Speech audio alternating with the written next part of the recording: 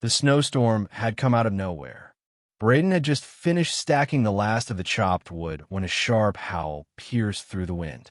A blizzard wasn't unusual in these parts of northern Canada, but something about this one felt unnatural. The flakes were too large, the cold too biting, and the air seemed to shimmer unnaturally. He tightened his coat, stepping back toward his wooden cabin when he heard it. A voice, faint at first, like a whisper carried by the wind, but soon clearer, desperate. "Human, please." Braden froze, not because of the cold, but because the voice wasn't entirely human. Then, just ahead, through the swirling white, a figure staggered into view. Barely clothed, trembling violently, a woman collapsed in the snow just feet from his porch.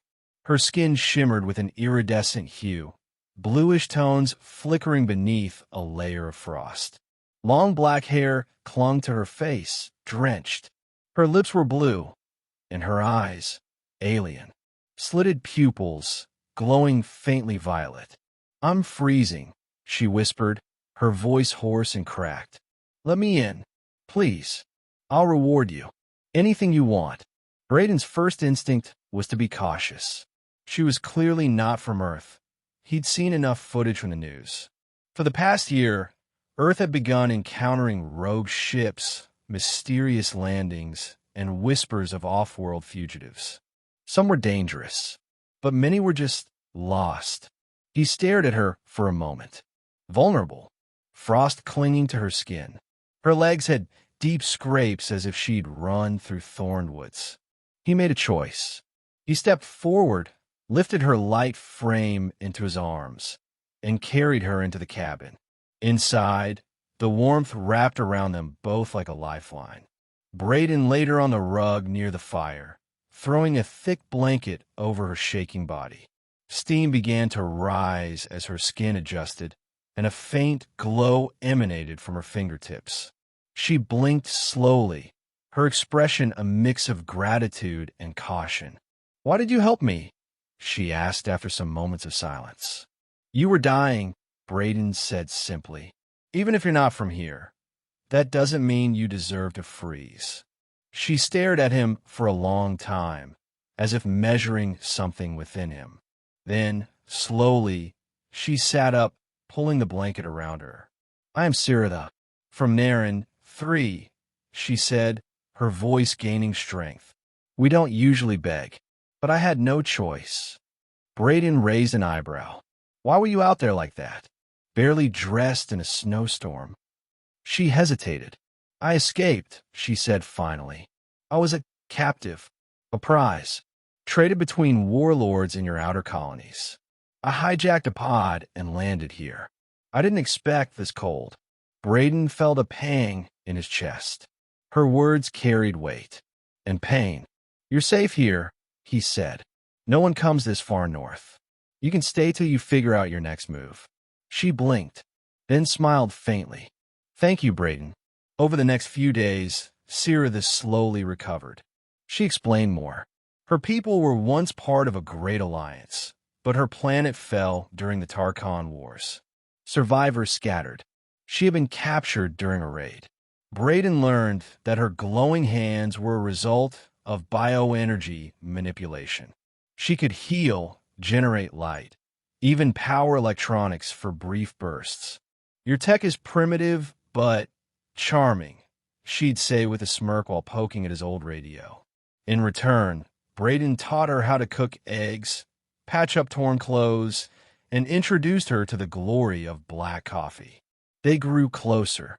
There were still moments when Sirida would stare out into the snowy woods, eyes distant. Haunted. Braden never pried. But one night, while sipping coffee beside the fire, she looked up. "You saved me," she whispered.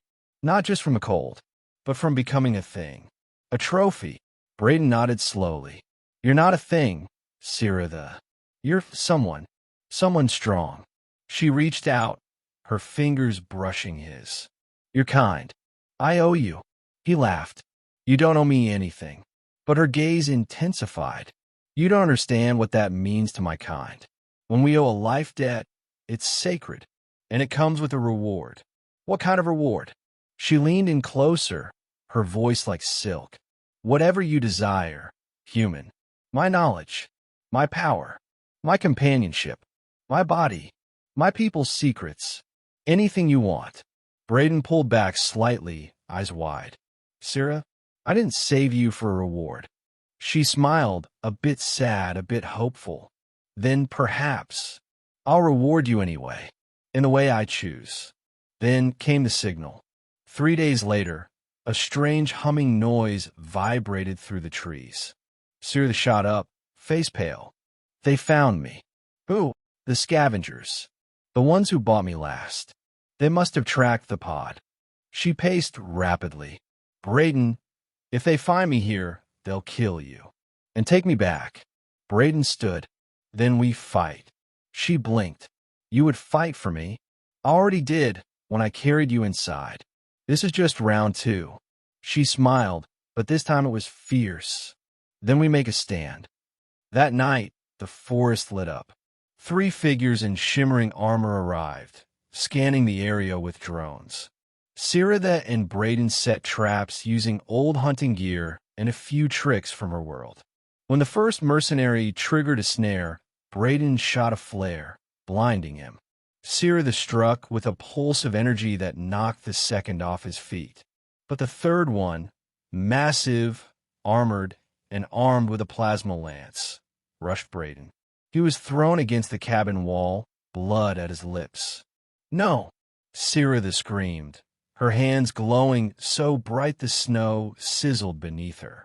She unleashed a wave of raw energy, engulfing the attacker. When the light faded, only scorch marks remained. She dropped to her knees beside Braden. You're hurt, she whispered, glowing hands pressing to his chest. I can heal this. Just stay with me. He awoke 2 days later. The cabin was intact. The snow had stopped. Sira sat beside him, eyes closed, head on his chest. He shifted, and she stirred. You're alive, she said, voice cracking. Barely, he replied with a groan. Thanks to you. She nodded, tears falling silently. I chose my reward, she whispered. Yeah, he smiled weakly. What did you choose? You. Her voice trembled. I want to stay. With you.